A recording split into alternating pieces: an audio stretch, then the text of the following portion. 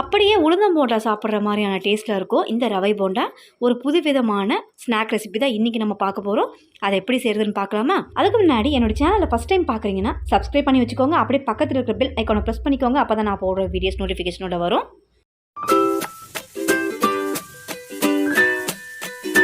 Mixing பவுல்னு எடுத்துக்கோங்க. 1 cup அளவுக்கு வறுக்காத ரவை, வறுத்த ரவை, வறுக்காத ரவை எது வேணாலும் இதில் சேர்த்துக்கலாம். அதே கப்பில் 1.5 கப் அளவுக்கு மோர் எடுத்துக்கலாம். நான் தயிரை மிக்சியில் அடித்து தண்ணியை சேர்த்து மோரை அடித்து சேர்த்துக்கிறேன். இந்த மாதிரி நம்ம சேர்த்தோன்னா தண்ணி சேர்க்கணும்னு அவசியம் இல்லை. இந்த மோர்லேயே ரவை நல்லா ஊறி போண்டா மாவு பதத்துக்கு இந்த ரவை ரெடியாகி வரும். இப்போ இதை நல்லா கையால் நல்லா பிசைஞ்சு விடுங்க. அழுத்தம் கொடுத்து பிசைஞ்சு விட்டு ஒரு 15 நிமிஷம் நல்லா இதை மூடி விடுங்க. இந்த ரவை இந்த மோரை சுத்தமாக இழுத்து கட்டியான பதத்துக்கு ரெடியாகி வரும். இப்போ இதை நம்ம மூடி விட்டு 15 நிமிஷம் கழித்து பார்க்கலாம். கிட்டத்தட்ட 15 நிமிஷம் ஆயிருக்கு. பாருங்கள் எந்த அளவுக்கு ரவை ஊறி வந்திருக்குன்னு உங்களுக்கே தெரியும். இந்த அளவுக்கு வரணும். மோரை கூடவும் குறைக்கவும் செஞ்சிடாதீங்க. இந்த அளவு சரியாக இருக்கும். இப்போ இதை திரும்பவும் நல்லா கலந்து விட்டு இதில் இன்க்ரீடியன்ஸ்லாம் சேர்த்துக்கலாம்.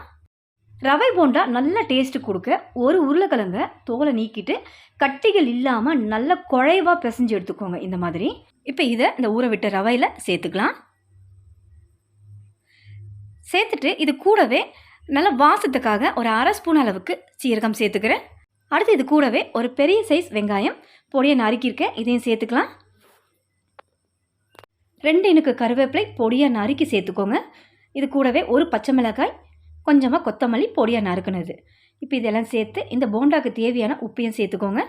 சேர்த்து இது நல்லா கலந்து விட்டுக்கலாம். நம்ம சேர்த்த இன்க்ரீடியன்ஸ் எல்லாமே இந்த ரவையோடு நல்லா பிசைஞ்சு விட்டுக்கோங்க. உப்பு அங்கங்கே தங்கிடாமல் நல்லா கலந்து விட்டிங்கன்னா தான் உப்பு எல்லா இடங்களும் பரவி வரும். கிட்டத்தட்ட 5 நிமிஷம் நல்லா மிக்ஸ் பண்ணி விட்டுருக்கேன். உளுந்த மாவு மாதிரி பொசுன்னு ரெடியாகி வந்திருக்கு பாருங்கள்.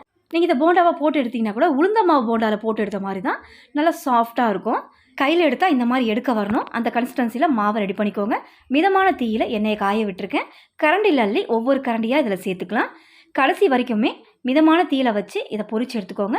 எண்ணெய் குடிக்காமல் இருக்கும். ஒரே தீயில் இருந்தால் நீங்கள் கூடவே குறைச்சா வச்சிங்கன்னா எண்ணெய் குடிக்கிறதுக்கு வாய்ப்புகள் இருக்குது. மாவுகள் சேர்த்து 1 நிமிஷம் அப்படியே விட்டு திருப்பி விட்டுருக்கேன்.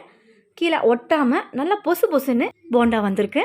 இப்போ மொத்தம் 2லேருந்து 3 நிமிஷம் நல்லா இதை வேக விட்டுருக்கேன். போண்டா ரெடி ஆயிடுச்சு. இப்போ இதை எடுத்துடலாம். இந்த ரவை போண்டாவுக்கு தேங்காய் சட்னி, கார சட்னி, இந்த 2 சட்னி காம்பினேஷன் ரொம்ப சூப்பராக இருக்கும். இப்போ இதை தட்டுக்கு மாற்றிட்டு மீதம் இருக்கிற மாவுகளையும் நான் போட்டு எடுத்துறேன். அவ்வளோதான் ஃப்ரெண்ட்ஸ், ஈவினிங் டைம் ஸ்நாக் ரவை போண்டா ரெடி. நீங்களும் கண்டிப்பாக ட்ரை பண்ணி பாருங்கள். இந்த வீடியோ பிடிச்சிருந்தா என்னோட சேனலை சப்ஸ்கிரைப் பண்ணுங்கள். அப்படியே பக்கத்தில் இருக்கிற பெல் பட்டனை ப்ரெஸ் பண்ணி வச்சுக்கோங்க. அப்போ தான் நான் போடுற வீடியோஸ் உடனுக்குடனே வந்து சேரும். லைக் பண்ணுங்கள், ஷேர் பண்ணுங்கள். தேங்க்ஸ் ஃபார் வாட்சிங்.